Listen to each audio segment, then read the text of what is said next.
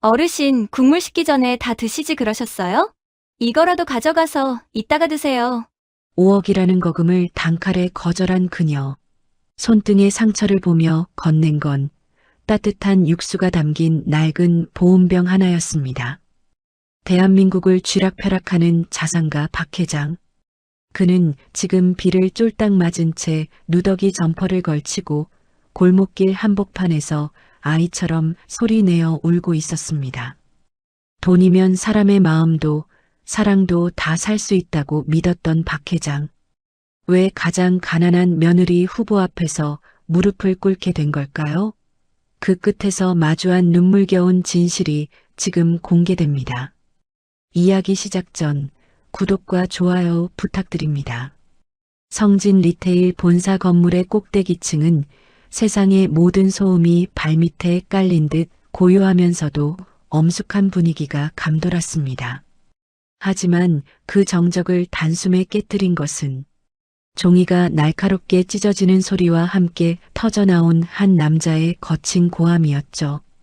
대한민국 유통업계를 쥐락펴락하는 박만석 회장은 부들부들 떨리는 손으로 책상 위에 놓인 서류 뭉치를 낱낱이 찢어 밝히고 있었습니다. 서류 안에는 외아들 준우가 결혼하겠다고 한 여자 이다은의 뒷조사 보고서가 담겨 있었죠. 박 회장은 화가 머리끝까지 치밀어 올라 곁에 서 있던 비서를 향해 독서를 내뱉었습니다. 26살 미혼모라고? 내 아들이 지금 무슨 구호단체라도 운영하는 줄 아느냐? 아니면 그 계집이 우리 집안을 로또로 여기고 작정하고 덤벼드는 거냐? 박 회장의 고함에 비서는 고개를 숙인 채 숨을 죽였습니다. 평생을 돈과 실력만으로 사람의 가치를 재단해온 박 회장에게 아들의 선택은 가문의 수치이자 도저히 이해할 수 없는 광기 어린 짓이었습니다.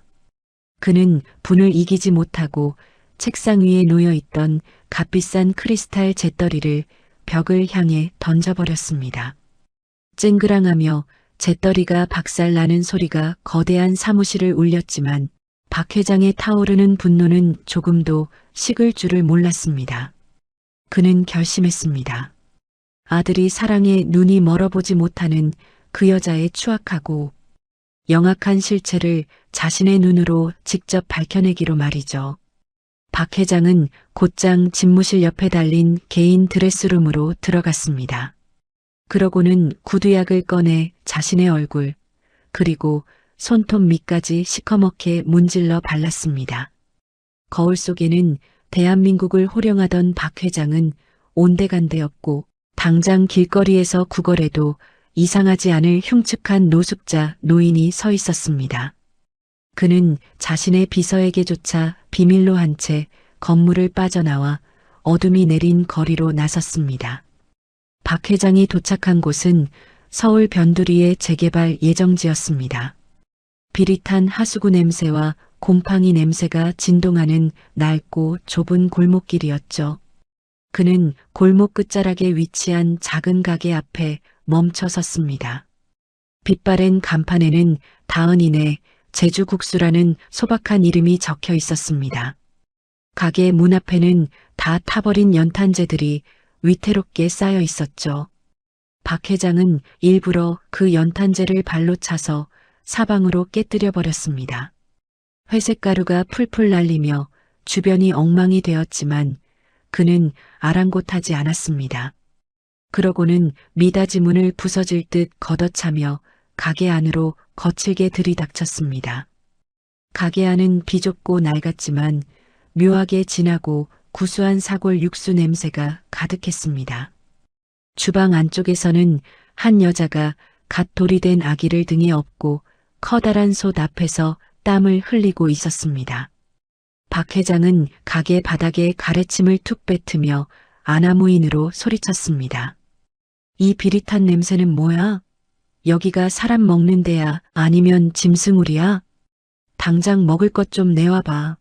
나 배고파 죽겠으니까. 박 회장의 갑작스러운 횡포에 아기를 업고 있던 다은은 깜짝 놀라 뒤를 돌아보았습니다.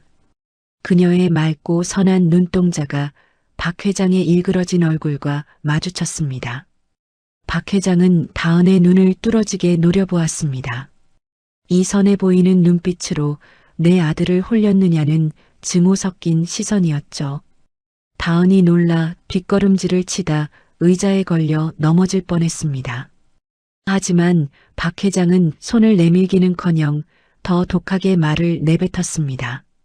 예, 너 말이야. 내 엄마라는 게 몸가짐이 그게 뭐냐?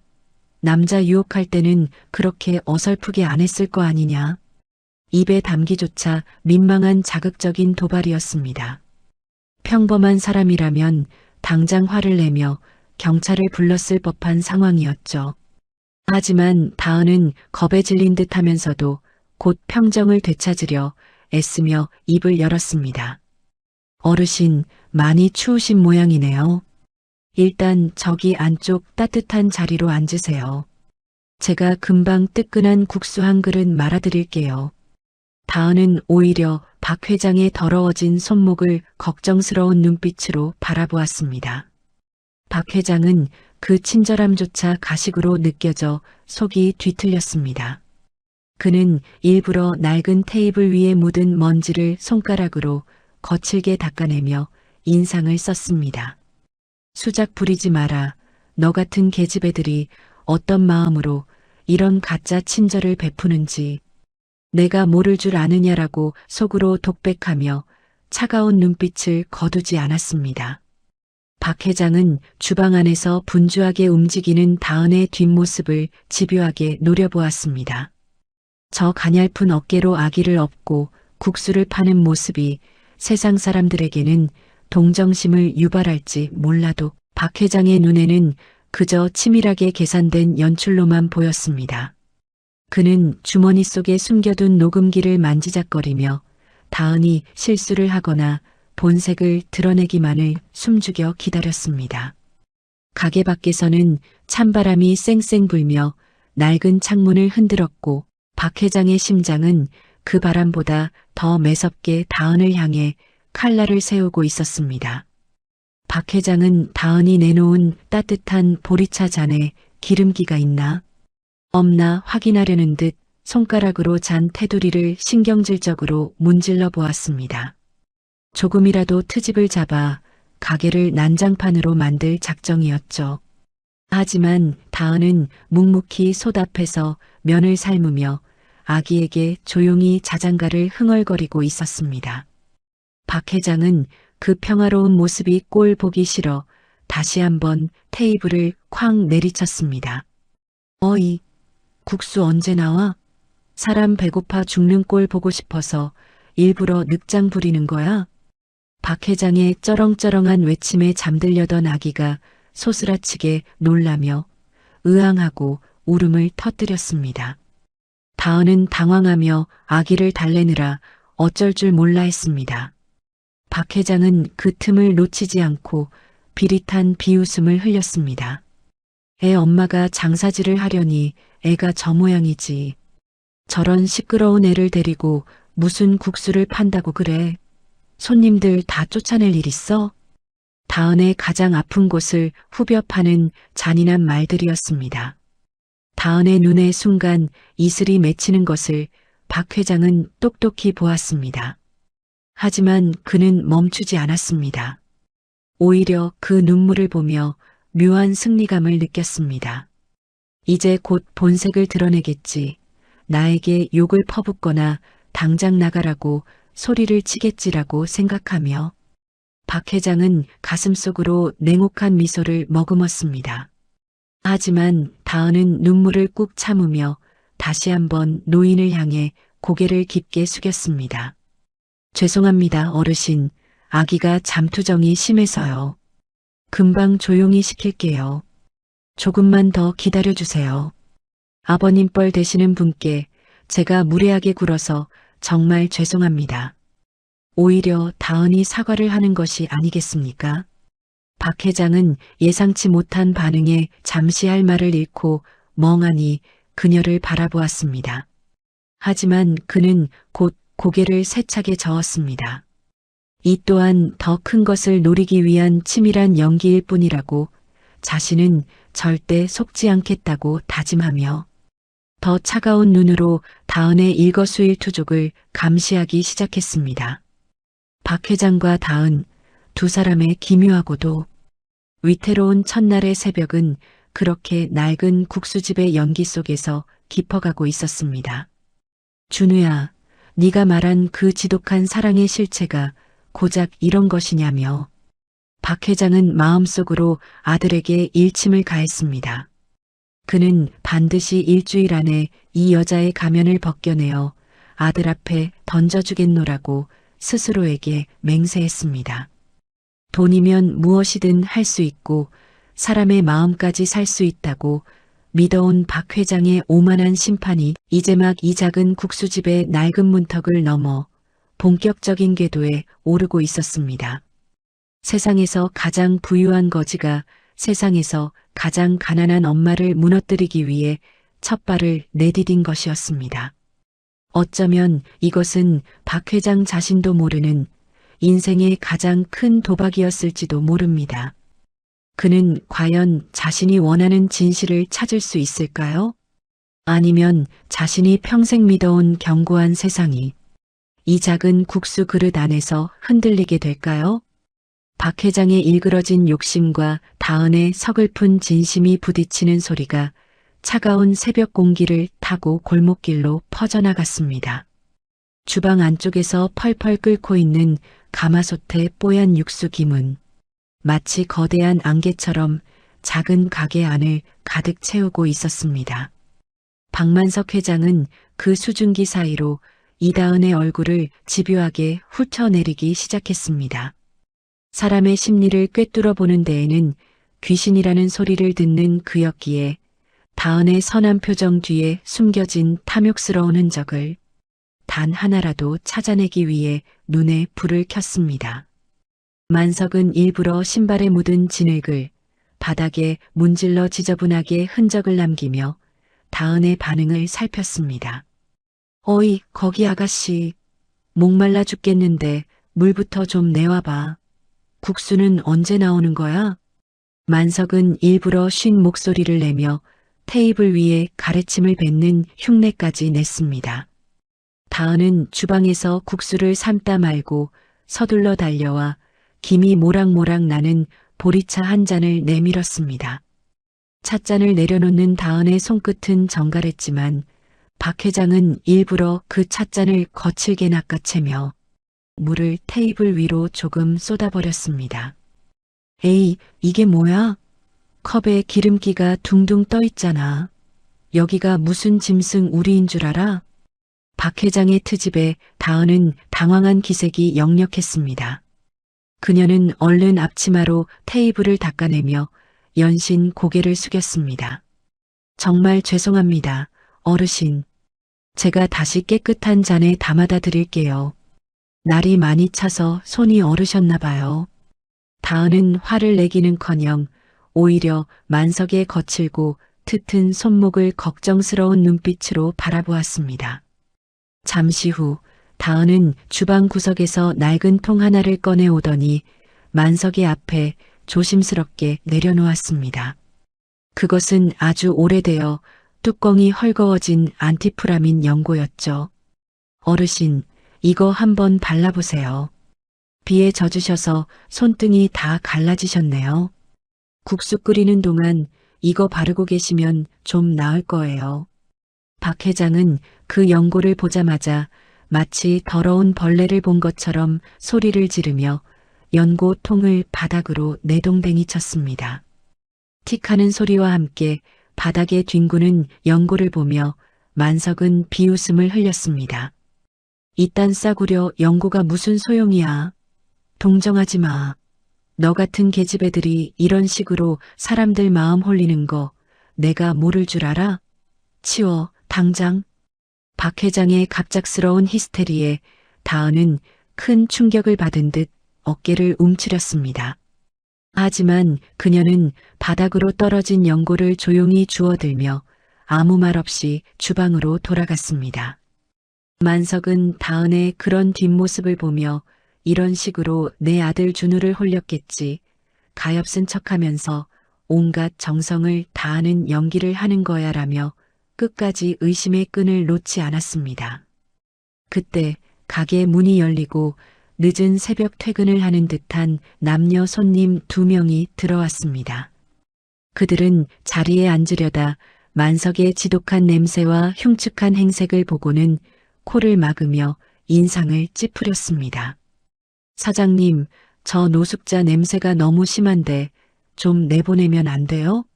밥 먹으러 왔는데 입맛 다 떨어지네. 남자의 불평 섞인 목소리에 만석은 속으로 쾌재를 불렀습니다. 그래, 이제 저 여자가 본색을 드러내겠지. 돈 안 되는 노숙자보다는 멀쩡한 손님을 택하는 게 장사꾼의 속성이니까라고 생각하며 다은의 반응을 숨죽여 기다렸습니다. 하지만 주방에서 나온 다은의 입에서 나온 말은 만석의 예상을 완전히 빗나갔습니다. 손님, 정말 죄송합니다. 저 어르신은 오늘 제 가게를 찾아주신 소중한 손님이세요. 비를 너무 많이 맞으셔서 냄새가 좀 나는 것 같은데 조금만 이해해 주시면 안 될까요? 정 불편하시면 제가 안쪽 구석 자리를 다시 마련해 드릴게요. 다은은 오히려 만석을 감싸며 손님들에게 정중히 양해를 구했습니다. 손님들은 투덜거리며 자리에 앉았지만 만석은 뒤통수를 강하게 얻어맞은 기분이었습니다. 보통의 장사꾼이라면 당연히 냄새나는 노숙자를 쫓아내고 돈을 지불할 손님을 챙겼을 텐데 다은은 끝까지 만석을 손님으로 대접하고 있었던 것이죠. 이것도 연출이겠지. 사람들 보는 앞에서 착한 척해서 점수 따려는 속셈이야. 만석은 끝까지 다은의 행동을 비뚤어지게 해석했습니다. 그는 다은이 내놓은 보리차 잔에 손가락을 넣어 휘휘 저으며 물이 너무 뜨겁다느니 차 맛이 텁텁하다느니 온갖 트집을 잡으려 애를 썼습니다. 하지만 다은은 주방 안에서 묵묵히 칼질을 시작했습니다. 도마 위를 경쾌하게 두드리는 칼질 소리는 마치 잘 짜인 교향곡처럼 가게 안을 울렸습니다. 다은은 제주에서 직접 공수해온 고기 수육을 일정한 두께로 썰어내기 시작했습니다. 그녀의 손놀림은 서툴러 보였지만 정성이 가득 담겨 있었죠. 만석은 그 모습을 뚫어지게 노려보았습니다. 저 가냘픈 손가락에 묻은 밀가루와 고기 기름이 과연 얼마나 큰 탐욕을 감추고 있을지 그는 반드시 찾아내고야 말겠다고 다짐했습니다. 창밖에는 차가운 진눈깨비가 흩날리며 낡은 가게 문을 흔들고 있었습니다. 만석은 비좁고 눅눅한 가게 구석에 앉아 주방에서 피어오르는 육수의 수증기를 바라보며 묘한 불쾌감을 느꼈습니다. 그 따뜻한 수증기가 자신의 차가운 의심의 장벽을 조금씩 녹이려 드는 것 같아 억지로 인상을 더 굳게 썼습니다. 어이, 국수는 언제 나와? 나 배고파서 현기증 난단 말이야. 만석의 독촉에 다은은 서둘러 뜨끈한 육수를 그릇에 담았습니다. 만석은 이제 곧 나올 국수를 보며 어떤 핑계를 대서 그녀를 몰아세울지 머릿속으로 수십 가지 시나리오를 짜고 있었습니다. 박만석 회장과 이다은 두 사람 사이에 보이지 않는 심리전은 이제 막 뜨거운 국수 그릇 위로 피어오르는 김처럼 본격적인 궤도에 오르고 있었습니다. 세상에서 가장 부유한 재벌 노인이 세상에서 가장 가난해 보이는 여자의 본심을 확인하기 위해 던진 미끼를 다은은 과연 어떻게 받아들일까요? 만석의 냉혹한 독백이 차가운 가게 안을 떠돌며 다음 상황을 예고하고 있었습니다. 박만석 회장이 억지로 일그러뜨린 얼굴을 하고 자리에 앉아 다은을 쏘아보던 그때였습니다. 평화롭던 가게 안의 공기를 찢고 등에 엎여있던 아기가 자지러지게 울음을 터뜨렸습니다. 잠투정인지 배가 고픈 것인지 아기는 얼굴이 새빨개지도록 울어댔고 그 소리는 좁은 국수집 안을 가득 메웠죠. 만석은 기다렸다는 듯 미간을 찌푸리며 테이블을 탁 쳤습니다. 아이고, 시끄러워 죽겠네. 저게 애야, 소음 제조기야? 밥맛이 뚝 떨어져서 원 어디 국수를 먹겠나? 만석은 일부러 더 크게 호통을 쳤습니다. 다은은 당황하며 국수 솥에 불을 줄이고 서둘러 아기를 등에 내렸습니다. 아기를 달래랴 국수를 챙기랴 정신이 하나도 없는 모습이었죠. 그녀는 아기를 빈 의자에 조심스레 눕히고는 급하게 분유를 타기 시작했습니다. 그런데 그 손길이 어딘가 묘하게 서툴렀습니다. 뜨거운 물을 젖병에 붓는데 손이 파르르 떨리더니 그만 뜨거운 물이 다은의 손목 위로 튀어버리고 말았습니다. 아! 다은이 짧게 비명을 지르며 손목을 감싸 쥐었습니다. 대인 자리가 금세 벌겋게 부풀어 올랐지만 그녀는 찬물에 손을 씻을 새도 없이 다시 젖병을 흔들며 분유통에 적힌 계량법을 몇 번이나 뚫어지게 들여다보았습니다. 만석은 그 광경을 차갑게 지켜보며 속으로 혀를 찼습니다. 저것 봐라. 제 자식 키우는 애 엄마가 저렇게 서툴러서야 원. 남의 애를 훔쳐왔나 아니면 나보라고 일부러 서툰 척 연기를 하는 건가? 만석의 의심은 꼬리에 꼬리를 물고 이어졌습니다. 도진이 같은 똑똑한 녀석이 왜 이런 철부지 같은 여자에게 빠졌는지 도저히 이해할 수 없었죠. 그때 가게 문이 열리며 중년의 남자가 들어왔습니다. 깔끔한 정장 차림이었지만 입가에는 고약한 심술이 가득한 손님이었죠. 그는 자리에 앉기도 전에 아기의 울음소리에 인상을 쓰며 큰 소리를 냈습니다. 아니, 사장님, 애를 업고 장사를 하면 어떡합니까? 위생은 둘째치고 시끄러워서 밥이 코로 들어가는지 입으로 들어가는지 모르겠네. 구청에 신고라도 해야 정신을 차릴 거야? 다은은 대인 손목을 뒤로 감추며 그 손님에게 연신 고개를 조아렸습니다. 죄송합니다, 손님. 정말 죄송합니다. 아기가 오늘따라 유독 보채서요. 금방 달래겠습니다. 한 번만 양해 부탁드려요. 만석은 이때다 싶어 그 손님의 말에 맞장구를 쳤습니다. 더러운 행색을 한 노숙자가 갑자기 끼어들어 소리를 높이니 가게 안은 더욱 아수라장이 되었죠. 맞아. 내 말이 그 말이야. 여기 위생이 엉망이라니까.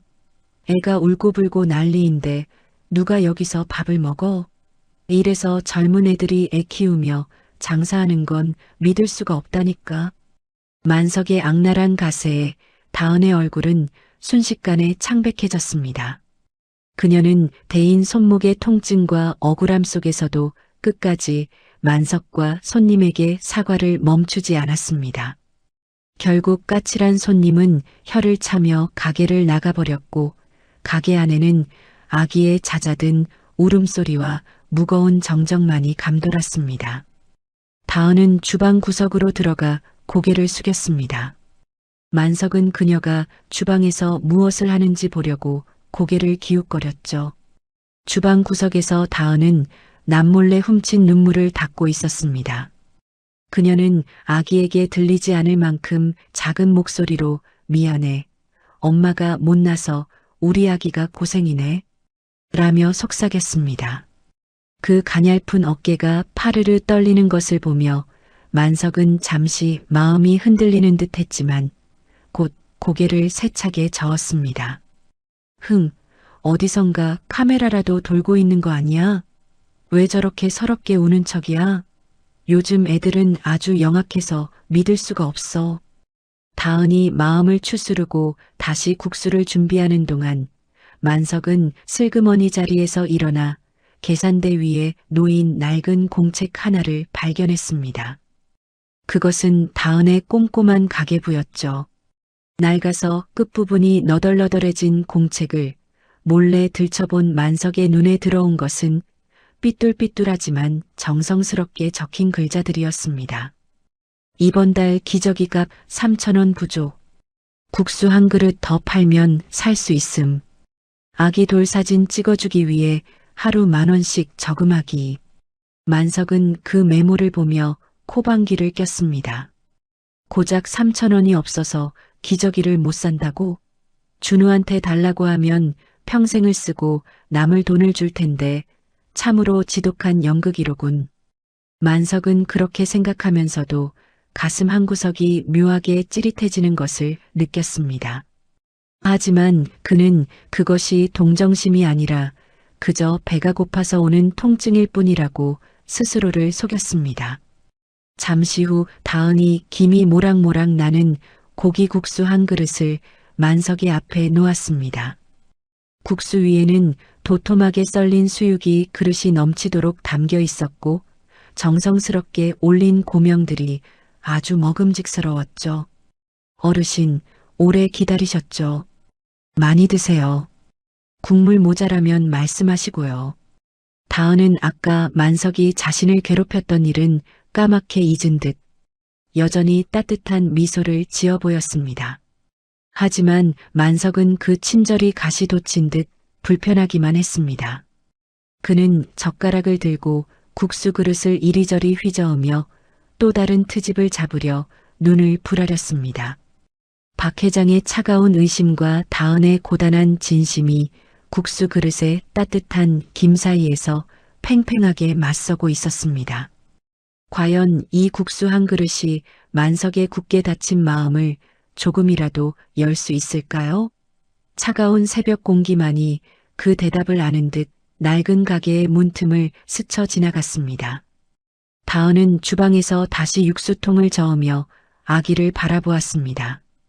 그녀의 눈에는 여전히 물기가 남아 있었지만 아기를 보는 눈빛만큼은 그 누구보다 강인하고 단단했습니다.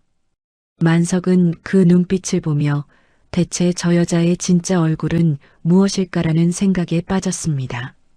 일주일이라는 시간 동안 만석은 과연 다은의 가면을 벗길 수 있을지 아니면 자신의 편견이 먼저 깨지게 될지 두 사람의 기묘한 동행은 이제 막 깊은 어둠을 지나 아침을 향해 달려가고 있었습니다. 만석은 첫 술을 뜨기 전 비장한 표정으로 국수 가닥을 쳐다보며 속으로 다시 한번 다짐했습니다.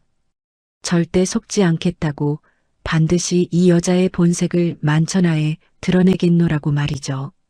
하지만 코끝을 자극하는 국수의 구수한 냄새는 만석의 완강한 결심을 조금씩 뒤흔들고 있었습니다. 준우야, 너는 정말 이 여자의 이런 비참한 밑바닥까지 다 알고 사랑한다고 한 거냐? 만석은 마음속으로 아들에게 묻고 또 물었습니다. 자신의 아들이 누려야 할 화려한 삶과 이 좁고 낡은 국수집의 현실이 너무나 대비되어 만석의 속은 까맣게 타들어가기만 했습니다. 그는 입술을 굳게 다물고 마침내 고기국수 한 젓가락을 입으로 가져갔습니다. 과연 그 맛이 만석에게 어떤 진실을 말해줄지 긴장감 넘치는 정적이 가게 안을 가득 채웠습니다. 박만석 회장은 젓가락을 든 손에 힘을 잔뜩 주며 눈앞에 고기국수 그릇을 뚫어지게 노려보았습니다. 김이 모락모락 올라오는 국물 위에는 뽀얀 육수와 함께 두툼하게 썰린 돼지 수육이 그릇을 덮을 정도로 가득 올려져 있었죠. 보통 사람이라면 그 정성에 감탄하며 군침을 삼켰겠지만 박 회장의 머릿속은 오로지 이 여자의 흠을 잡을 생각뿐이었습니다. 그는 일부러 젓가락으로 면발을 거칠게 휘저으며 고명들을 이리저리 흩어놓았습니다. 그러더니 제 머리카락이라도 하나 뽑아 그릇에 집어넣으려 슬그머니 손을 머리 위로 가져갔죠. 하지만 그 순간 주방에서 찬장을 정리하던 이다은이 맛이 어떠세요? 라며 묻는 바람에 박 회장은 흠칫 놀라 손을 내리고 말았습니다. 박 회장은 괜히 민망한 마음에 목소리를 높여 억지로 트집을 잡기 시작했습니다. 어이 아가씨, 이거 돼지 냄새가 너무 심해서 사람이 도저히 먹을 수가 없네. 좋은 고기 쓰는 거 맞아? 어디 시장에서 버리는 고기 가져온 거 아니냐고. 박 회장은 말을 마치자마자 국수 그릇을 식탁 끝으로 획 밀어버렸습니다.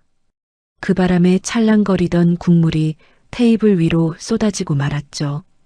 지저분한 노숙자 노인의 행패에 다은은 화를 낼 법도 했지만 그녀는 오히려 당황한 표정으로 행주를 들고 달려왔습니다. 다은은 바닥에 엎드려 만석의 신발에 튄 국물을 정성스레 닦아내며 말했습니다. 정말 죄송해요, 어르신. 제가 육수 냄새를 더 신경 썼어야 했는데 부족했나 봐요. 옷에 국물이 튀지는 않으셨어요?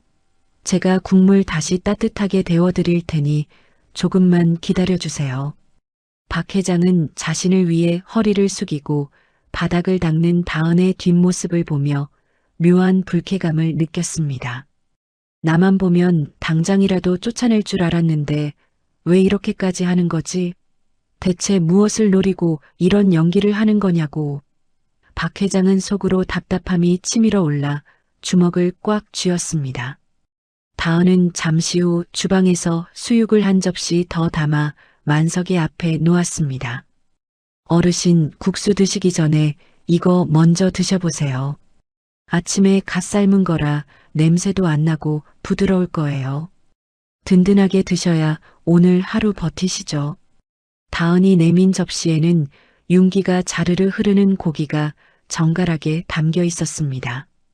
박 회장은 수작 부리지 말라며 소리를 지르려다 코끝을 찌르는 구수한 냄새에 자신도 모르게 침을 꿀꺽 삼키고 말았습니다. 그는 마지못해 고기 한 점을 집어 입에 넣었습니다. 그런데 그 순간이었습니다. 입안 가득 퍼지는 고소하고 깊은 육향이 박 회장의 뇌리를 강하게 스쳤습니다. 질기지 않고 사르르 녹는 고기의 식감과 담백한 맛은 박 회장이 평소 즐겨 먹던 수십만 원짜리 명품 한우와는 또 다른 감동이었습니다.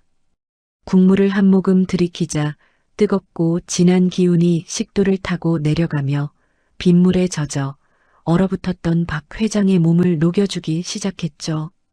박 회장의 눈동자가 미세하게 떨렸습니다.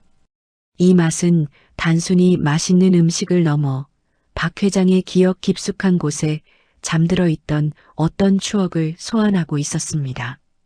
그것은 지금으로부터 40년 전 박 회장이 사업에 실패하고 밑바닥을 전전하던 시절의 기억이었죠. 차가운 겨울 시장통에서 만석은 당시 젊었던 아내와 함께 돈 몇 푼을 아끼며 국수 한 그릇을 나눠 먹었습니다. 그때 아내는 만석의 그릇에 고기를 몰아주며 당신은 큰일을 할 사람이니까 많이 먹어야 해요라며 환하게 웃어주었죠. 그 시장 국수의 따뜻함과 아내의 웃음이 다은이 만든 고기 국수의 맛과 묘하게 겹쳐졌습니다.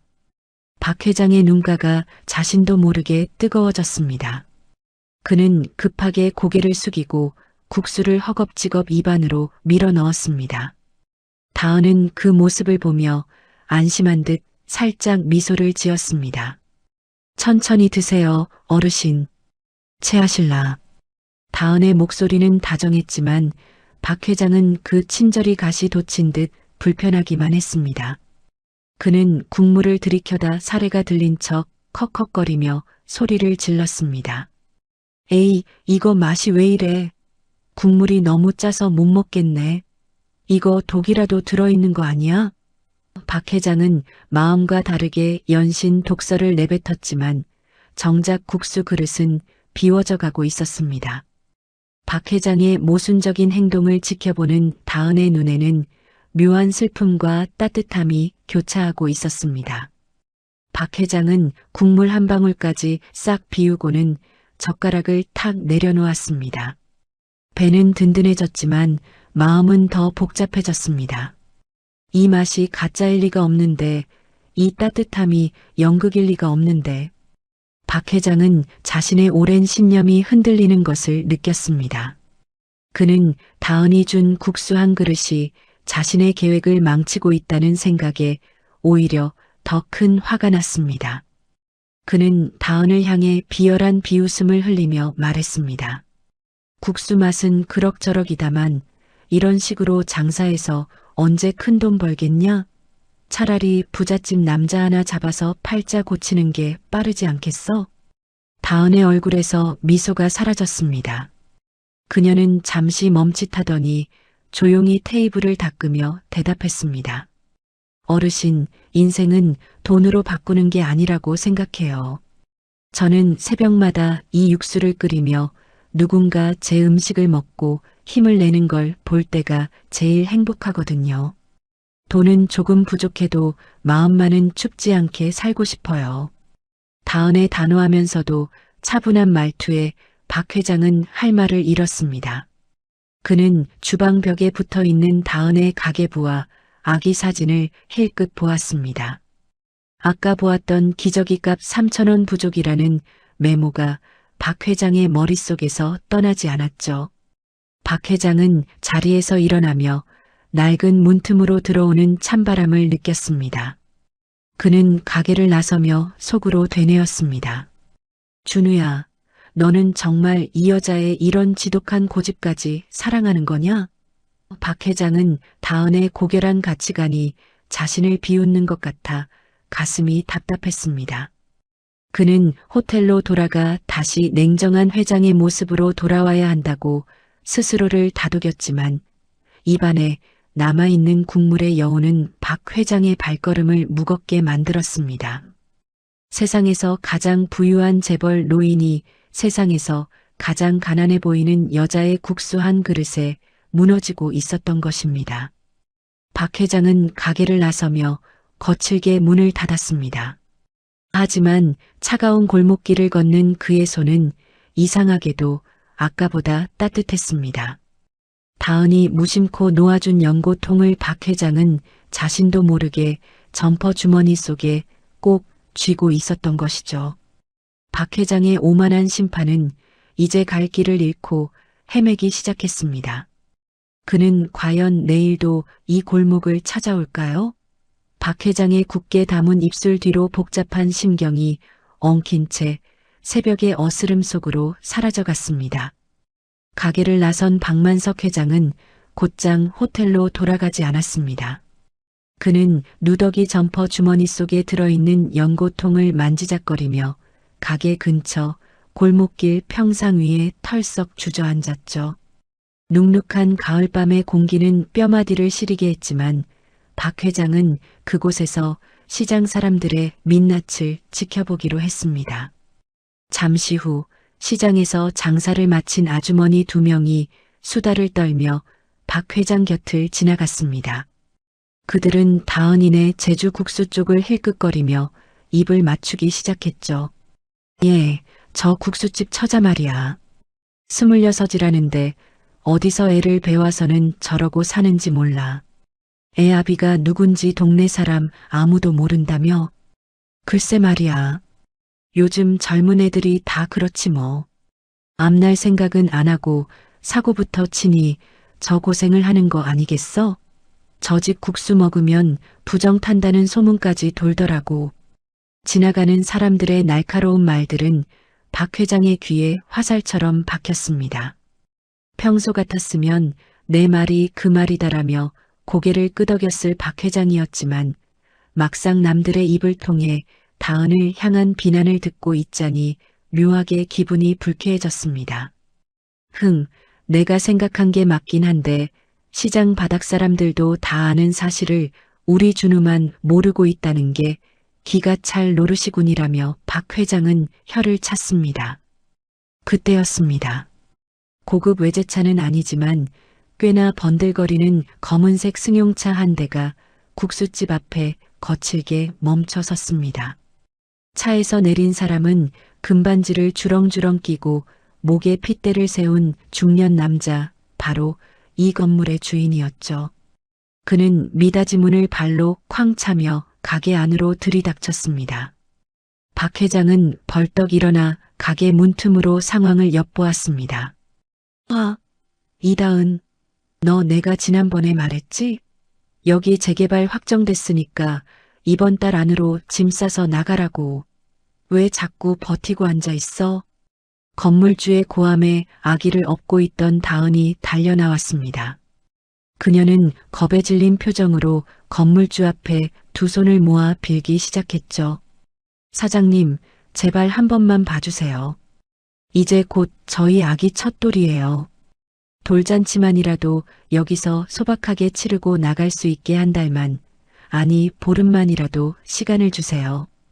다은의 간곡한 부탁에도 건물주는 코방귀를 뀌었습니다. 그는 테이블 위에 놓인 국수 그릇 하나를 집어들더니 바닥에 획 던져버렸습니다. 챙그랑하며 사기 그릇이 박살났고 날카로운 파편들이 다은의 발치로 튀었습니다. 돌잔치 같은 소리 하고 있네. 미혼모가 무슨 염치로 잔치야? 불쌍한 척 쇼하지 말고 당장 나가. 안 그러면 사람 불러서 집기 다 드러낼 줄 알아. 건물주는 침까지 뱉고는 가게를 나가버렸습니다. 골목 구석에서 이 모든 광경을 지켜보던 박 회장의 주먹에 힘이 들어갔습니다. 잘됐다. 저렇게 바닥까지 떨어져야 우리 준우한테 손을 안 뻗치겠지라고 생각하면서도 한편으로는 감히 내 아들이 점찍은 여자를 저런 하찮은 놈이 함부로 대하다니라는 묘한 소유욕 섞인 분노가 치밀어 올랐습니다. 만석은 자신이 왜 이런 감정을 느끼는지 혼란스러웠습니다. 가게 안은 정적에 휩싸였습니다. 박 회장이 살며시 문틈으로 들여다보니 다은은 바닥에 주저앉아 그릇 파편을 줍고 있었습니다. 그런데 그녀의 발등에서 붉은 피가 배어나오고 있었죠. 아까 그릇이 깨질 때 튄 파편에 찔린 모양이었습니다.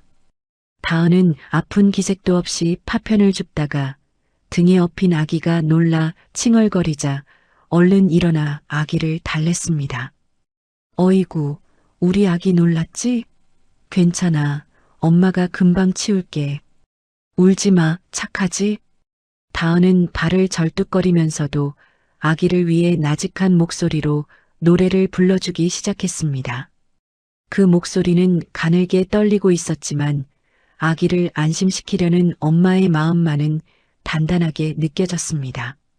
박 회장은 그 자리에 얼어붙은 듯 서 있었습니다.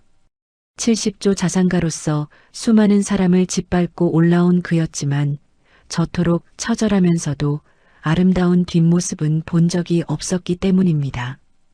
밤이 깊어지자 다은은 절뚝이는 다리로 가게 앞을 청소하기 시작했습니다. 그때 폐지가 가득 실린 손수레를 끌고 가던 한 노인이 가게 앞에 멈춰 섰습니다. 다은은 얼른 들어가 주방에서 남은 국수를 정성스럽게 포장해 나왔습니다. 할아버지, 날씨가 많이 춥죠? 이거 따뜻할 때 드세요.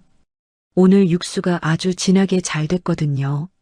노인은 고맙다며 연신 고개를 숙였고 다은은 노인의 손에 핫팩 하나를 쥐어주며 배웅했습니다. 박 회장은 골목 어둠 속에서 그 모습을 지켜보며 깊은 한숨을 내쉬었습니다. 고작 기저귀값 3,000원이 없어서 가계부에 적어놓는 계집애가 제 코가 석자인 주제에 누굴 돕고 있는 거야? 박 회장은 그녀의 행동이 이해가 가지 않으면서도 가슴 한구석이 자꾸만 욱신거렸습니다. 박 회장은 결국 호텔로 돌아왔습니다. 최고급 스위트룸의 화려한 조명 아래 섰지만 그의 머릿속에는 오로지 다은의 절뚝거리던 발등과 아기에게 불러주던 자장가 소리뿐이었습니다. 그는 거울 속에 비친 자신의 더러운 노숙자 분장을 내려다보았습니다. 겉모습은 거지였지만 속은 누구보다 오만했던 자신과 겉모습은 초라하지만 속은 누구보다 부유해 보이는 다은의 모습이 대비되어 괴로웠습니다. 준우야, 너는 정말 이 여자의 모든 것을 다 알고 사랑하는 거냐? 박 회장은 아들에게 묻는 독백을 내뱉으며 소파에 깊이 몸을 묻었습니다. 그는 이제 더 이상 다은을 단순한 사기꾼으로만 볼 수 없게 되었습니다. 하지만 그의 이성은 여전히 그래도 미혼모는 안 된다며 소리치고 있었죠. 박 회장은 자신의 오랜 신념과 흔들리는 마음 사이에서 밤잠을 설쳐야 했습니다. 창밖으로 보이는 화려한 서울의 야경은 어쩐지 그날 밤 박 회장에게는 아무런 위로도 되지 않았습니다. 세상에서 가장 부유한 재벌 노인이 세상에서 가장 가난한 국수집 사장의 진심 앞에 길을 잃고 헤매고 있었던 것입니다. 박 회장은 내일 다시 그 골목을 찾아갈 것임을 직감했습니다. 그녀의 본색을 밝히기 위해서가 아니라 어쩌면 자신의 무너진 마음을 확인하기 위해서일지도 모른다는 사실을 그는 아직 인정하지 못하고 있었습니다. 어스름한 새벽빛이 창가에 머물 때까지 박 회장의 눈은 감기지 않았습니다. 낡은 국수 그릇이 깨지던 그 소리가 그의 머릿속에서 끊임없이 메아리치고 있었기 때문입니다. 그렇게 호텔에서 뜬 눈으로 밤을 지새운 박만석 회장은 다음 날 새벽 다시 그 골목으로 향했습니다. 마음은 갈기갈기 찢겨 복잡했지만 발걸음은 어느덧 익숙해진 그 국수집 앞에 멈춰 서 있었죠. 만석은 여전히 지저분한 노숙자 행색을 하고 있었지만 어제와는 달리 가슴속에 묘한 죄책감이 꿈틀거리고 있었습니다. 하지만 오만함이라는 껍데기를 차마 벗어던지지 못한 그는 괜히 더 큰 소리를 내며 가게 문을 거칠게 밀어젖혔습니다. 어이 아가씨, 나 또 왔어. 오늘은 어제보다 더 뜨끈한 국물로 내와봐. 국물이 식으면 돈 안 낼 줄 알아. 만석은 자리에 앉으며 일부러 옆에 있던 물컵을 툭 쳐서 바닥으로 떨어뜨렸습니다. 요란한 소리를 내며 컵이 굴렀지만 다은은 군말 없이 주방에서 나와 물기를 닦아냈습니다. 만석은 자신의 마음속 갈등을 감추기 위해 더 악랄하게 굴기로 마음먹었습니다. 그는 주방 선반 위에 놓인 낡은 안경과 오래된 액자 하나를 발견하고는 일부러 비틀거리며 다가가 그것들을 바닥으로 쳐버렸습니다. 챙그랑하는 소리와 함께 액자 유리가 산산조각이 났습니다. 다은은 소리를 지르며 달려왔고 깨진 액자를 붙잡으며 바닥에 주저앉았습니다. 그녀의 손은 파들파들 떨리고 있었고 눈에서는 참아왔던 눈물이 봇물 터지듯 쏟아졌습니다. 그 액자 안에는 다은과 묘하게 닮은 한 여자가 환하게 웃고 있는 사진이 들어 있었죠. 만석은 당황했지만 오히려 더 뻔뻔하게 소리를 질렀습니다. 아니, 왜 이런 걸 아무데나 둬서 사람 걸리게 만들어? 이거 순전히 네 잘못이야, 알겠어? 하지만 다은은 만석의 독설에 대꾸할 힘조차 없는 듯 깨진 유리 조각 사이에서 사진을 조심스레 꺼내 품에 꼭 안았습니다. 그때였습니다. 가게 문이 벌컥 열리더니 시장 골목에서 떡집을 운영하는 최 여사가 씩씩거리며 들어왔습니다. 최 여사는 바닥에 주저앉아 우는 다은과 행패를 부리는 만석을 번갈아 보더니 다짜고짜 만석의 등짝을 매섭게 내리쳤습니다. 이 미친 영감탱이가 여기가 어디라고 와서 행패야. 너 오늘 제삿날인 줄 알아. 최 여사의 갑작스러운 공격에 만석은 휘청거리며 뒤로 물러났습니다. 평생 누구에게도 매를 맞아본 적 없는 박 회장이었지만 지금은 그저 힘없는 노숙자일 뿐이었죠. 최 여사는 다은을 부축해 일으키며 만석을 향해 삿대질을 해댔습니다. 너 이 애가 누군지 알고 건드려? 얘가 왜 여기서 이 고생을 하면서 국수를 파는지, 왜 저 어린 것을 업고 미혼모 소리 들어가며 사는지 네가 알기나 하냐고. 만석은 기가 차다는 듯 코방귀를 뀌었습니다. 알다마다 제 앞가림도 못하고 사고쳐서 애 낳은 미혼모 아니야. 부잣집 남자 꼬여내서 팔자 고치려는 사기꾼이지. 그 말에 최 여사의 눈에서 불꽃이 튀었습니다. 최 여사는 다은의 품에 안긴 사진을 가리키며 만석의 가슴을 손가락으로 찔러댔습니다. 이 무식한 영감아, 저 사진 속 여자가 누군지 알아? 다은이 언니야. 6개월 전에 고속도로에서 사고로 형부랑 같이 세상을 떠난 다은이 하나뿐인 언니라고. 만석은 순간 얼어붙었습니다. 최 여사의 목소리는 시장 골목이 떠나가라 울려 퍼졌습니다. 그 사고로 저 핏덩이만 남았는데 조카를 시설에 보내지 않겠다고 자기 자식으로 출생신고까지 해서 키우고 있는 거야. 26. 꽃다운 나이에 연애 한 번 못하고 조카 지키겠다고 지 인생 다 바쳐서 미혼모 소리 듣고 사는 애라고. 이 천벌 받을 영감탱이야. 가게 안은 찬물을 끼얹은 듯 정적에 휩싸였습니다. 만석의 손에 들려있던 낡은 젓가락이 힘없이 바닥으로 툭 떨어졌습니다. 자신이 그토록 멸시하고 의심했던 미혼모라는 굴레가 사실은 한 젊은 여자가 자신의 삶을 통째로 희생하며 지켜온 고귀한 사랑의 증표였다는 사실에 만석의 심장은 멈추는 것만 같았습니다. 다은은 깨진 액자 조각을 모으며 나직하게 속삭였습니다. 아주머니, 그만하세요. 어르신이 뭘 아시겠어요. 제가 선택한 길인데 누구를 탓하겠어요. 저는 괜찮아요. 다은은 눈물을 닦으며 오히려 만석을 걱정스러운 눈빛으로 바라보았습니다. 어르신, 많이 놀라셨죠? 제가 안경을 아무데나 둬서 죄송해요. 다치신 데는 없으세요? 만석은 아무 말도 할 수 없었습니다.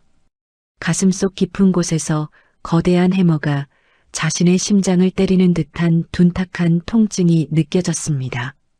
자신이 평생 쌓아 올린 견고한 오해의 성벽이 한순간에 모래성처럼 무너져 내리는 소리가 들리는 듯했죠. 70조 자산가로서 사람의 가치를 돈으로만 환산해온 박 회장은 지금 이 순간 이 작은 국수집에서 세상에서 가장 가난하고 부끄러운 인간이 되어 있었습니다. 그는 넋이 나간 사람처럼 다은의 붉게 충혈된 눈을 바라보았습니다. 그 눈 속에는 탐욕도 원망도 없었습니다. 오로지 세상을 떠난 언니에 대한 그리움과 남겨진 아이를 향한 처절하고도 숭고한 책임감만이 소용돌이치고 있었죠. 만석은 주머니 속에 든 낡은 연고통을 꽉 쥐었습니다. 어제 다은이 내어준 그 연고는 단순히 트튼 살을 고치는 약이 아니라 만석의 썩어 빠진 마음을 고치라는 그녀의 따뜻한 경고였음을 이제야 깨달았습니다. 만석은 비틀거리며 가게를 빠져나왔습니다. 뒤에서 최 여사가 소리를 질렀지만 그의 귀에는 아무것도 들리지 않았습니다. 차가운 골목길을 달리듯 걸어가는 그의 머릿속에는 오로지 한 가지 생각뿐이었습니다. 그럼 준우는? 우리 아들은 이 사실을 다 알고 있었던 건가? 알고도 그 모든 짐을 함께 지겠다고 한 건가? 만석은 아들이 왜 그토록 단호하게 결혼을 주장했는지, 왜 그 여자가 아니면 안 된다고 했는지 이제야 실마리가 풀리는 것 같았습니다. 호텔로 돌아온 박 회장은 거울 앞에 섰습니다. 얼굴에 칠해진 시커먼 구두약과 누더기 옷이 이제는 변장이 아니라 자신의 추악한 내면을 상징하는 것처럼 느껴졌습니다. 그는 자신의 머리를 긁어내며 오열하기 시작했습니다. 돈으로 모든 것을 살 수 있다고 믿어온 오만한 노인이 이름조차 불러주지 않았던 한 청년 사장의 진심 앞에 완전히 무릎을 꿇은 것이었습니다. 내가 괴물이었어. 내가 무슨 짓을 한 거야. 만석의 갈라진 목소리가 스위트룸의 정막을 깼습니다. 그는 떨리는 손으로 전화를 들어 비서에게 전화를 걸었습니다. 목소리는 낮았지만 결연함이 서려 있었죠. 조사는 다 끝났다. 내가 아주 큰 실수를 했어. 내일 아침 일찍 그 국수집으로 가야겠다. 최대한 정중하게 준비해. 박 회장의 오만했던 심판은 그렇게 끝이 났습니다. 하지만 그것은 끝이 아니라 새로운 시작이었죠. 자신이 망가뜨린 한 사람의 명예와 진심을 어떻게 되돌려야 할지 박 회장은 뜬 눈으로 밤을 지새우며 참회의 눈물을 흘렸습니다. 낡은 국수집 창가에 비치던 희미한 달빛처럼 그의 굳게 닫혔던 마음에도 아주 작은 이해의 빛이 스며들기 시작한 새벽이었습니다.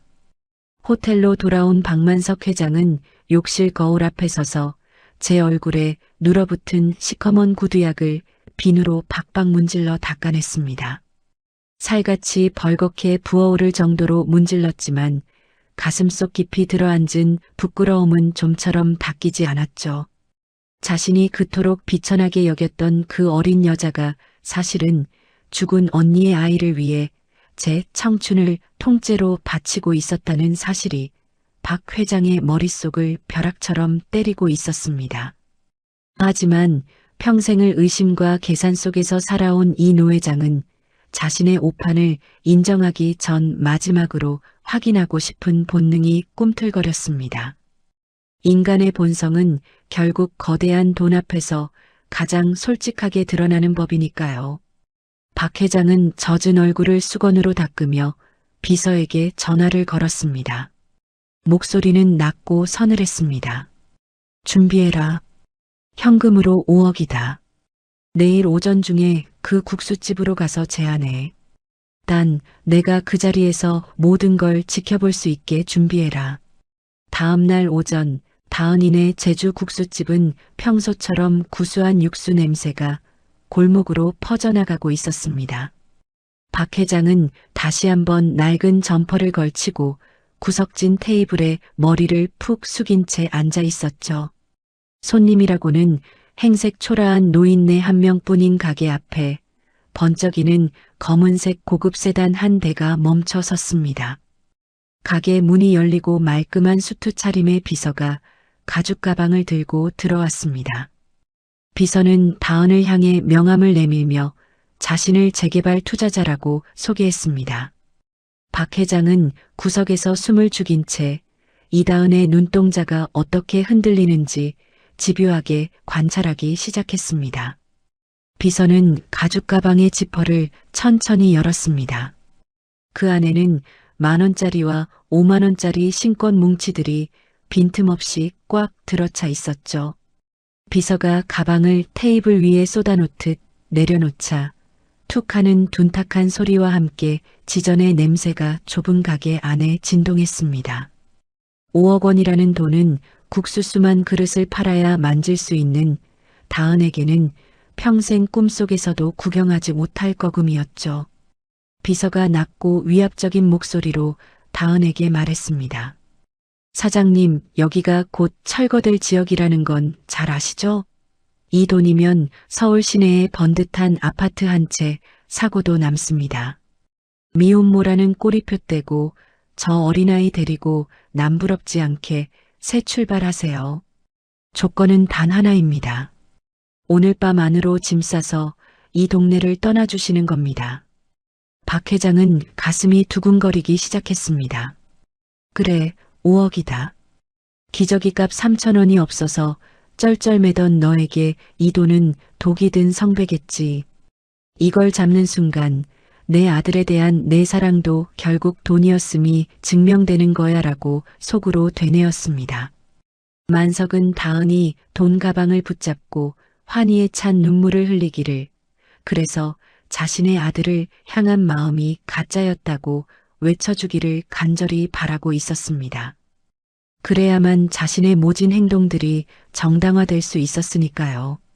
다은은 한참 동안 쏟아진 돈 뭉치들을 멍하니 바라보았습니다. 그녀의 손이 가늘게 떨리고 눈동자가 세차게 흔들리는 것을 박 회장은 놓치지 않았습니다. 5억이라는 숫자가 주는 무게는 가난한 청년 사장에게는 거대한 해머와도 같았겠죠. 비서가 다시 한번 다은을 독촉했습니다. 어떻습니까? 이런 기회는 평생 다시 오지 않습니다. 아이의 미래를 생각하세요. 이 낡고 비릿한 국수집에서 평생 고생시키실 겁니까? 다은은 천천히 손을 뻗어 지폐 뭉치 하나를 만졌습니다. 박 회장은 그럼 그렇지. 이제 저 가방을 가슴에 품고 고맙다고 절이라도 하겠지라며 비릿한 승리감을 준비했습니다. 그런데 그 순간 다은의 시선이 벽에 붙은 낡은 액자로 향했습니다.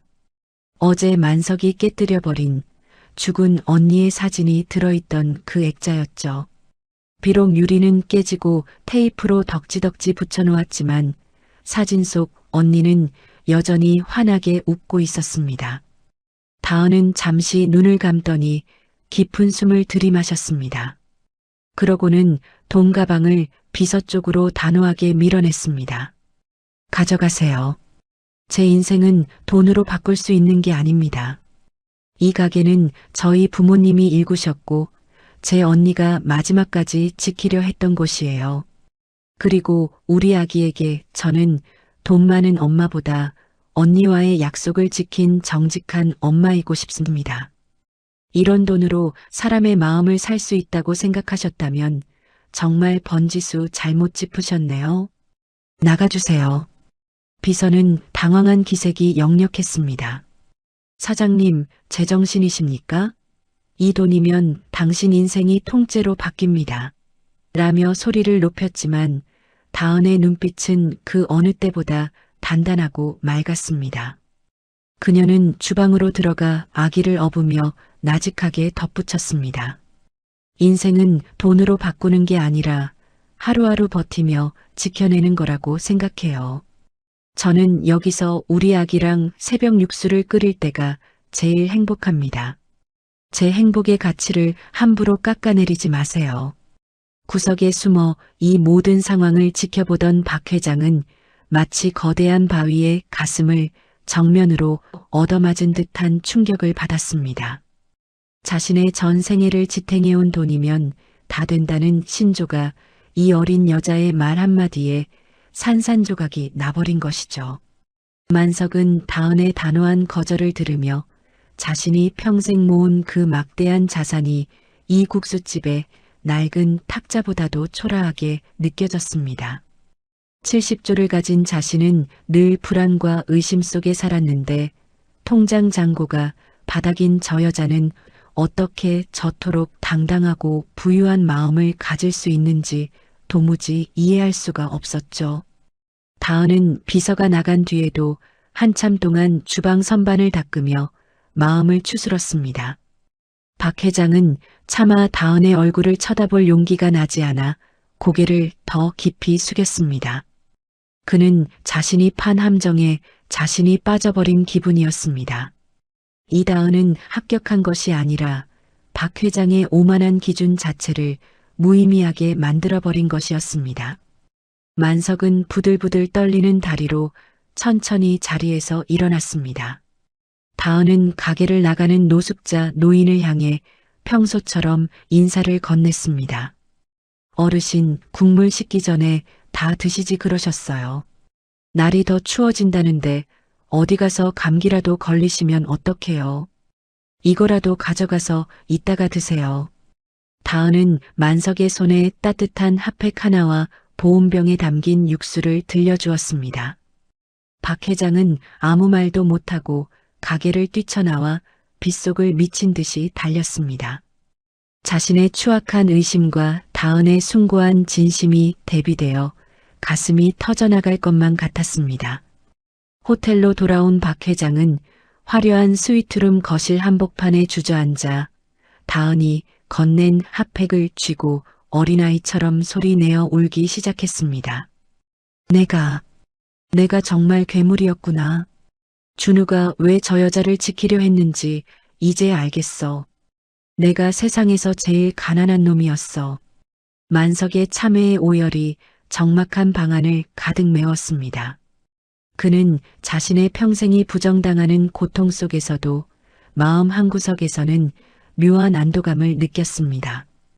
이제야 비로소 사람을 보는 진짜 눈을 뜨게 된 것이었죠. 박 회장은 밤새도록 호텔 창밖을 보며 참회의 기도를 올렸습니다. 그리고 결심했습니다. 내일 아침 자신의 모든 권위와 명예를 내려놓고 그녀 앞에 가장 낮은 자세로 서겠노라고 말이죠. 성진 리테일의 박만석 회장이 아닌 그저 용서받고 싶은 한 명의 못난 노인으로서 말입니다. 새벽빛이 창가에 머물 때까지 박 회장의 눈물은 멈추지 않았습니다. 박만석 회장은 호텔방 소파에 멍하니 앉아 다은이 쥐어준 핫팩을 만지작거렸습니다. 핫팩의 온기는 이미 식어버렸을 법도 한데 박 회장의 손바닥에는 여전히 뜨거운 불덩이를 쥔 것 같은 열기가 남아 있었죠.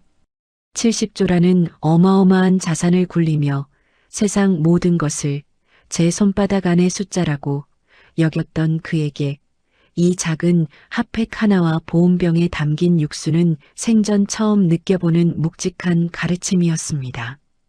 박 회장은 비서가 가져온 5억 원의 현금 가방을 물끄러미 바라보았습니다. 아까까지만 해도 다은의 진심을 확인하려던 결정적인 무기였던 그 지폐 뭉치들이 지금은 그저 아무 가치 없는 종이 더미처럼 초라해 보였죠. 박 회장은 스스로가 너무나 가련하고 부끄러웠습니다. 평생을 남을 의심하고 돈으로 사람의 마음을 저울질하며 살아온 자신이 고작 기저귀가 몇천 원이 부족해 밤잠을 설치던 그 어린 여자보다 훨씬 더 가난한 사람이라는 사실을 뼈저리게 깨달았기 때문입니다. 박 회장은 창밖의 화려한 서울 야경을 보며 나직하게 의졸였습니다. 준우야, 너는 정말 이 보석 같은 진심을 알아본 것이냐? 이 아비가 눈이 멀어 내 인생의 가장 큰 축복을 발로 걷어찰 뻔했구나. 박 회장의 눈에서는 다시 한번 참회의 눈물이 흘러내렸습니다. 그는 문득 수년 전 세상을 떠난 아내의 마지막 유언을 떠올렸습니다. 당신은 참 똑똑하고 대단한 사람이지만 사람의 마음을 온도로 느끼는 법은 모르는 것 같아 걱정이라던 아내의 말이었죠. 그때는 그저 아내가 마음이 약해서 하는 소리라고 치부했지만 지금 이 순간 다은이 보여준 행동들은 아내의 그 말이 무슨 뜻이었는지 정확하게 알려주고 있었습니다. 돈으로 살 수 없는 새벽의 가치, 그리고 누군가를 위해 제 삶을 통째로 내던지는 숭고한 희생이 박 회장의 얼어붙은 심장을 녹여내고 있었습니다. 박 회장은 자리에서 일어나 욕실로 향했습니다. 거울 속에 비친 자신의 모습은 여전히 노숙자의 행색이었지만 눈빛만큼은 처음 가게를 들어설 때의 살기 어린 의심이 아니었습니다. 그는 떨리는 손으로 전화를 들어 비서에게 전화를 걸었습니다. 이 가방에 든 돈 그대로 다시 가져가라. 그리고 내일 아침 가장 정중하고 격식 있는 옷차림을 준비해. 내가 내일 그 아이 앞에 박만석이라는 이름으로 서야겠다. 시험이 아니라 용서를 빌기 위해서. 비서는 전화기 너머로 박 회장의 떨리는 목소리를 들으며 깜짝 놀랐습니다. 평생 사과라는 것을 해본 적 없는 완고한 회장님이 목소리에 울음 섞인 진심을 담아 이야기하고 있었으니까요. 박 회장은 전화를 끊고 보온병에 담긴 남은 육수를 조심스레 컵에 따랐습니다. 다은이 정성껏 고아낸 육수는 차갑게 식었지만 그 국물을 한 모금 들이키자 박 회장의 속은 뜨겁게 달아올랐습니다. 그것은 비단 고기의 깊은 맛 때문이 아니라 자신을 배려해준 다은의 따뜻한 손길이 온몸으로 퍼지는 것 같은 느낌이었죠. 박 회장은 밤새도록 잠을 이루지 못하고 방안을 서성였습니다.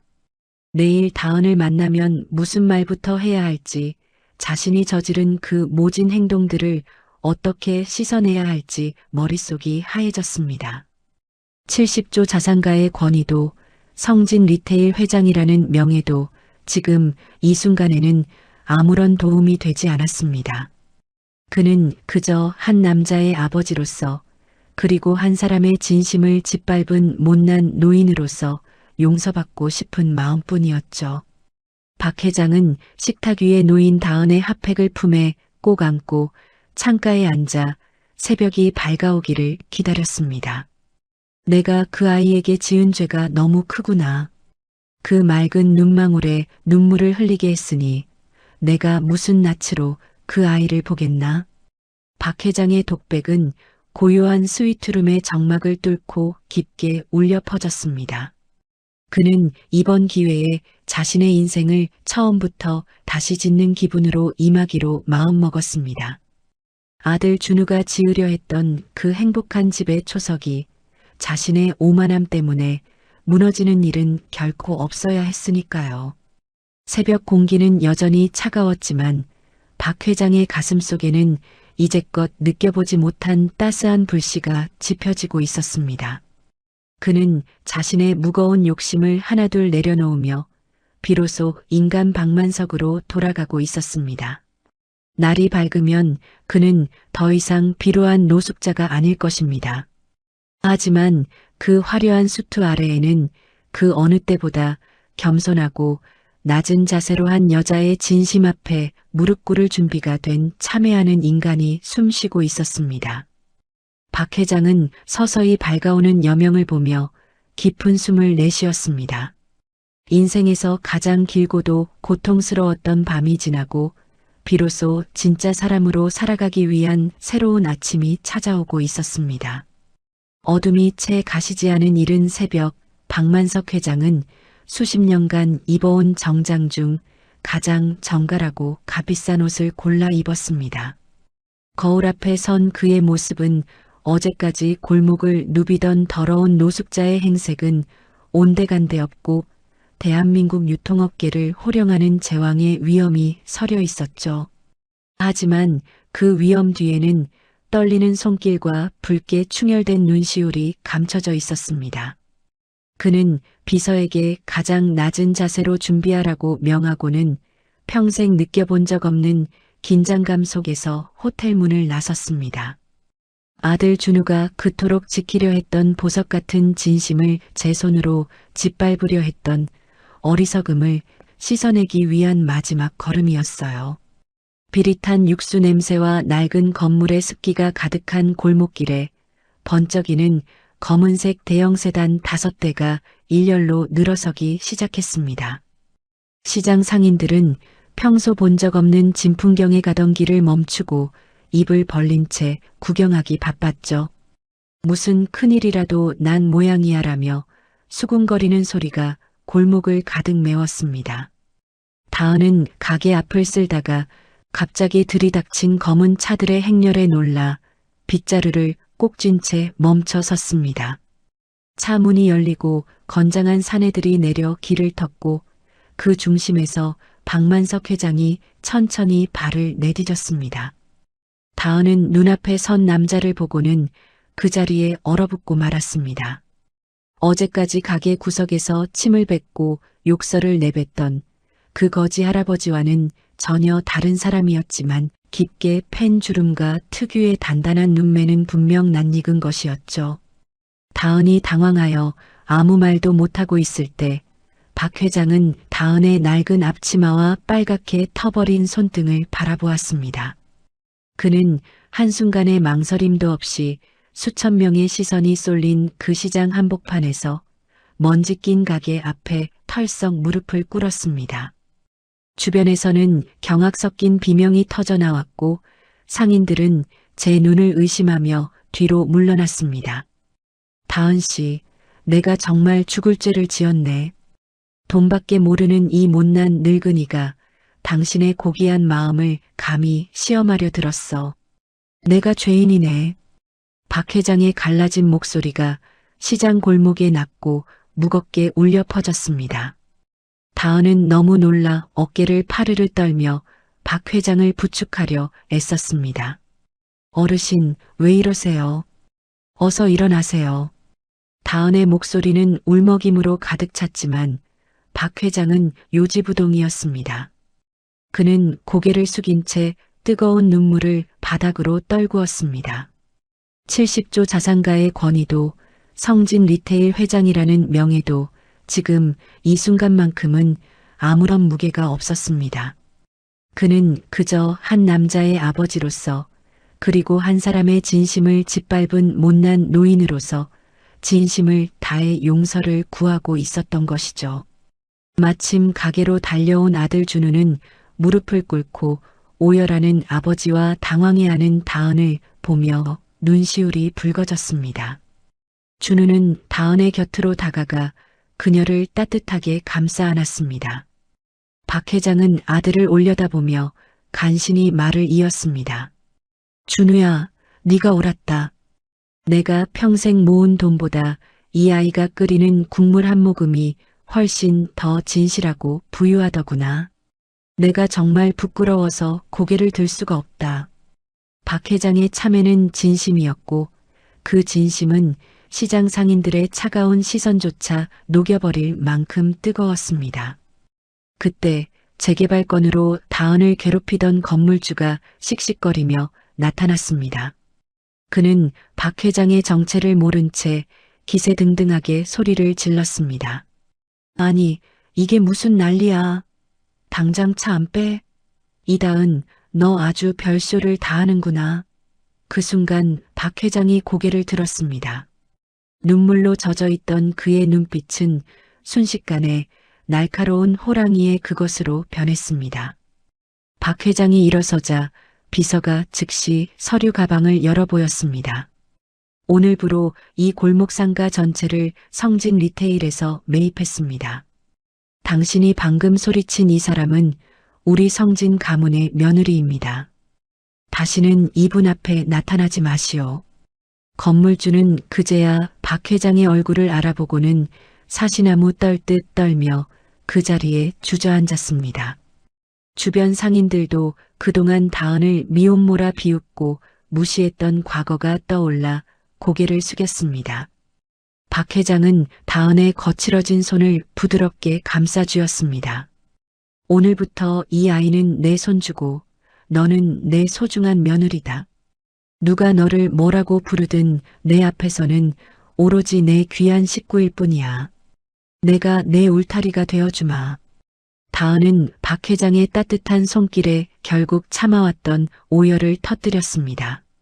언니가 떠나고 홀로 짊어졌던 그 무거운 짐이 한순간에 내려놓아지는 기분이었습니다.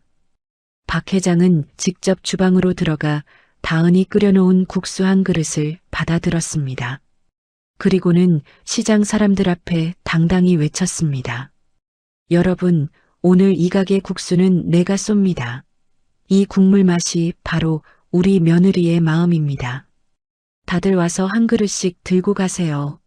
박 회장이 앞치마를 두르고 직접 서빙을 돕는 모습은 그야말로 골목 최고의 장관이었죠.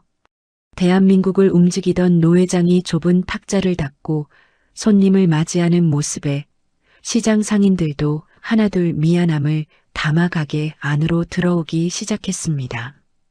박 회장은 국수 한 가락을 입에 넣으며 준우와 다은을 바라보았습니다.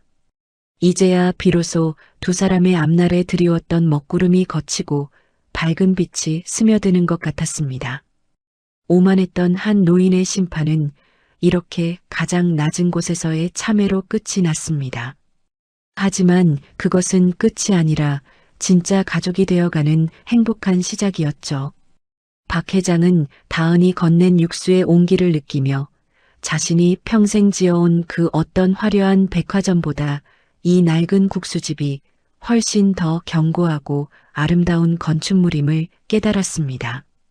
사랑은 때로 가장 날카로운 의심조차 녹여버리는 법이니까요. 박 회장의 얼굴에는 일주일 만에 처음으로 평온한 미소가 감돌았습니다. 준우야, 다은아. 이제 너희들이 만드는 그 따뜻한 집에서 이 아비도 조금 쉬어가고 싶구나.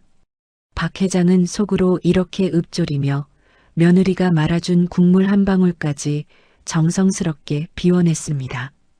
가게 창밖으로 비치는 아침 햇살은 어제보다 훨씬 더 눈부시고 따뜻했습니다.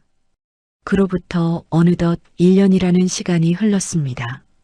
찬바람이 쌩쌩 불던 그 낡은 골목길에는 이제 더 이상 철거라는 붉은 페인트 글씨는 보이지 않았죠. 대신 그 자리에는 박 회장의 아들 준우가 정성스럽게 설계한 아담하고 예쁜 건물이 들어섰습니다. 이름은 예전 그대로 다은이네 제주국수였지만 그 안의 풍경은 예전과는 몰라보게 달라져 있었습니다. 박 회장은 이제 매일 아침 성진 리테일 본사 사옥이 아니라 이 작고 따뜻한 국수집으로 제일 먼저 출근 도장을 찍었습니다. 수천만 원짜리 명품 양복 대신 며느리가 직접 선물해준 수수한 앞치마를 두르고 손님들에게 물을 나르는 게 그의 인생에서 가장 큰 낙이 되었죠. 박 회장은 주방 입구에 서서 육수가 끓어오르는 솥을 유심히 지켜보며 다은을 불렀습니다. 다은아, 오늘은 육수가 평소보다 조금 더 진하게 우러난 것 같구나. 내가 어제 사온 그 사골이 아주 물건이었나 보다. 다은은 이제는 아주 능숙한 솜씨로 면을 삶아내며 환하게 웃으며 대답했습니다. 아버님, 정말 그러네요. 고소한 냄새가 가게 밖까지 진동하겠어요.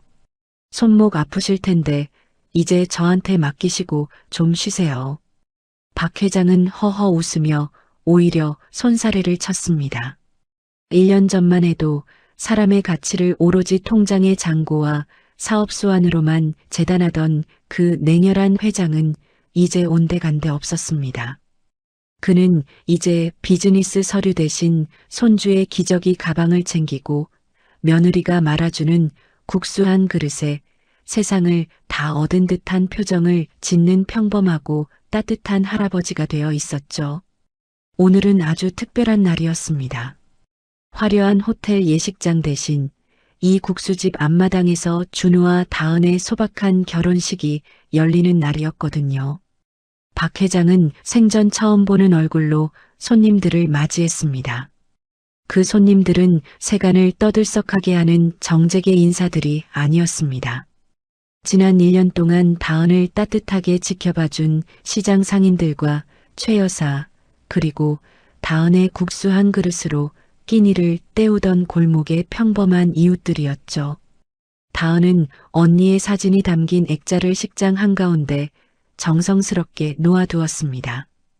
이제는 깨진 유리 대신 금빛 테두리가 둘러진 예쁜 액자 속에서 언니는 예전보다 더 밝게 웃고 있는 것 같았죠. 다은은 하얀 드레스 대신 정갈한 한복을 입고 박 회장의 손을 잡았습니다. 박 회장은 다은의 손을 꼭 쥐며 나직하게 속삭였습니다. 내가 그때 너를 못 알아봤더라면 내 인생에 이토록 눈부신 아침은 없었을 게다. 고맙구나. 우리 가족이 되어줘서. 다은은 시아버지의 따뜻한 말에 눈시울을 붉히며 고개를 숙였습니다. 준우 또한 아내의 곁에서 든든한 나무처럼 서서 아버지를 향해 감사의 미소를 보냈죠. 건축가인 남편은 이 집을 지으며 다은의 동선 하나하나를 배려했습니다. 아기가 안전하게 뛰어놀 수 있는 공간과 다은의 무릎을 생각한 주방 높이까지 그 집은 사랑이 아니면 설계할 수 없는 세상에서 가장 견고한 성이었습니다. 결혼식이 끝나고 박 회장은 깜짝 발표를 하나 했습니다. 자신의 사재를 털어 이 골목 인근의 다은 소망센터라는 곳을 개관하기로 한 것이죠. 사고로 가족을 잃거나 홀로 아이를 키우며 고군분투하는 청년들을 돕는 재단이었습니다. 박 회장은 이제 70조라는 막대한 자산보다 누군가의 눈물을 닦아주는 만원권 지폐 한 장이 훨씬 더 가치 있다는 것을 며느리에게 배운 것입니다. 그는 엔딩 독백처럼 마음속으로 이렇게 응조렸습니다. 70평생 벼랑 끝 같은 삶을 살며 세상 모든 것을 가졌다고 자부했건만 사실 나는 빈 껍데기만 쥔 거지에 불과했구나. 새벽마다 며느리가 정성껏 끓여낸 육수 김 속에 담긴 그 지독한 진심이 내 얼어붙었던 영혼을 다시 살게 했으니 말이다. 박 회장의 얼굴에는 68 인생을 통틀어 가장 평온한 미소가 감돌았습니다. 이제 다은은 더 이상 미혼모라 불리지 않습니다. 그녀는 누군가의 소중한 아내이자 든든한 며느리이며 조카를 세상 그 누구보다 사랑하는 가장 위대한 엄마로 살아가고 있습니다. 국수집 앞에는 오늘도 따뜻한 김이 모락모락 피어오릅니다. 박 회장은 며느리가 말아준 국물 한 방울까지 정성스럽게 비워내며 아기를 품에 안았습니다. 아기가 박 회장의 손가락을 꽉 쥐자 박 회장은 세상 그 어떤 금반지보다 더 묵직하고 따뜻한 행복을 느꼈습니다. 인생은 때로 우리가 미처 알지 못하는 진실을 숨겨두곤 합니다. 박 회장이 누더기를 입고 골목을 찾았던 그날의 오만이 결국 자신의 인생을 구원하는 길이었음을 누가 알았을까요? 겉모습만 보고 사람을 재단하던 세상의 모든 편견이 이 작은 국수집의 육수솥 안에서 말끔히 씻겨 내려갔습니다. 준우와 다은 그리고 박 회장은 노을이 지는 골목길을 나란히 걸어갔습니다. 그들의 뒷모습은 그 어떤 화려한 드라마보다 더 아름답고 찬란한 감동을 시청자들의 가슴 속에 깊이 새겨주었습니다. 진짜 부유한 삶이란 결국 통장의 숫자가 아니라 소중한 이와 나누는 따뜻한 온기에 있다는 것을 우리에게 가르쳐 주면서 말이죠.